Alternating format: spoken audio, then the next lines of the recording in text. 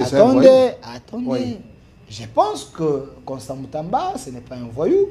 Moi encore un bandit, moi encore un criminel, sur le plan des droits. Il a dit, je l'ai suivi, qu'ils seront appréhendés, jugés et condamnés. Et qu'est-ce qu'il a dit? Pour ceux qui seront condamnés, il y a une peine capitale pour le vrai criminel. Et cela, comme cette peine est dans nos lois, et ils peuvent être tués. Ils peuvent être tués. Exécutés. Oui, ils seront tués. Arracher la vie. Bon, il y a une loi comme ça. Il y a une loi comme ça. Non, moi, je pense que ça nécessite un échange, et je pense que on ne peut pas ôter la vie à quelqu'un sans que... Parce que le jugement de toute personne, ça s'est fait au nom du peuple congolais. Et c'est lui qui représente le peuple congolais au pouvoir, c'est le président Félix Antoine Tshisekedi Tshilombo. Donc, je pense que moi, comme fasciste, je peux solliciter que le président de la République jette un coup d'œil sur ça. On ne veut pas qu'il y ait des taches de sang qui sautent sur le président parce qu'un ministre a pris une décision. Non, c'est pas seulement un ministre, mais la loi existe. Il faut bien préciser. La loi existe. Il faut bien préciser. J'étais avec Taylor Lubanga ici qui m'a dit que la RDC a réactivé cette loi. Parce que le mal est profond. Aujourd'hui, il ne faut pas peut-être défendre trop les Koulouna parce qu'eux aussi sont en train de tuer. Ils sont en train de tuer. Ils sont en train de tuer les gens avec des machettes. Ils sont en train de commettre des crimes terribles. Si vous pouvez me permettre, je vous dis que je ne peux en aucun cas défendre Koulouna.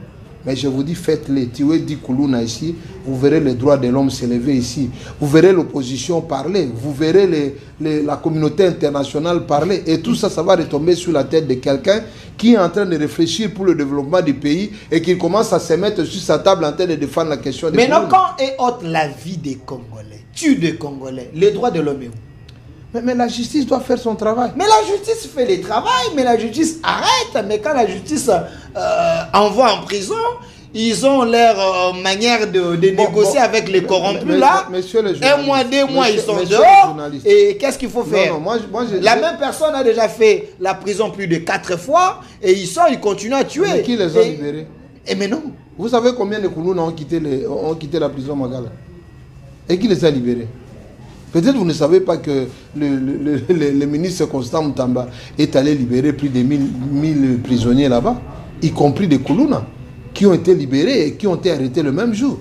Vous savez, moi j'ai dit à quelqu'un, ceux qui sont autour du chef de l'État, pour certaines personnes, ils doivent être sérieux, éviter de se servir et de servir le peuple.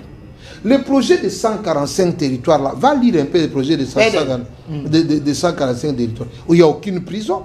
Vous allez parler d'un état de droit sans parler de prison. Vous parlez d'un état de droit. Vous vous mettez, vous faites un discours, vous dites l'état de droit. Et vous ne construisez pas les prisons. Pendant 5 ans, on devait faire un projet de 145 prisons. Vous dites que dans les projets PEDEL 145, vous avez vu une prison. Il n'y a pas un endroit où on a prévu de construire des prisons. On peut télécharger ça ici. Ça ne demande pas du temps. On peut télécharger ça ici. Pour faire asseoir l'état de droit, il faut bien sanctionner. Vous savez que la loi sans sanction, c'est comme un corps sans vie. C'est ce qui se dit en droit. Donc, on ne peut pas parler d'un état de droit sans avoir des prisons construites. On a construit les hôpitaux, les écoles. Il fallait commencer. Ajouter des prisons.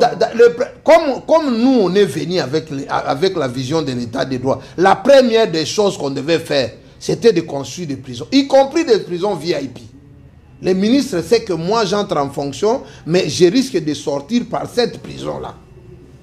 Oui, je risque de sortir, non pas par remaniement, mais par cette prison-là. Mais combien de prisons on a construit à Kinshasa? Maintenant, la conclusion, ça devient exécuter le Koulouna. Je ne suis pas un prophète. Tuer 40 ou 100, vous verrez ce que ça va donner. Tuez-les. Mais quand il y a malade, il y a autre manière. Il semblerait qu'à l'époque de Kanyama, il y avait l'opération Likofi. Hein? Nous, écoutez, Etienne Tshisekedi. Kanyama, il y avait l'opération Likofi. Nous avons déploré ça même. Nous, là, on était à l'opposition, on a déploré ça. Donc, moi je voudrais seulement vous dire, il y a plusieurs manières de le faire.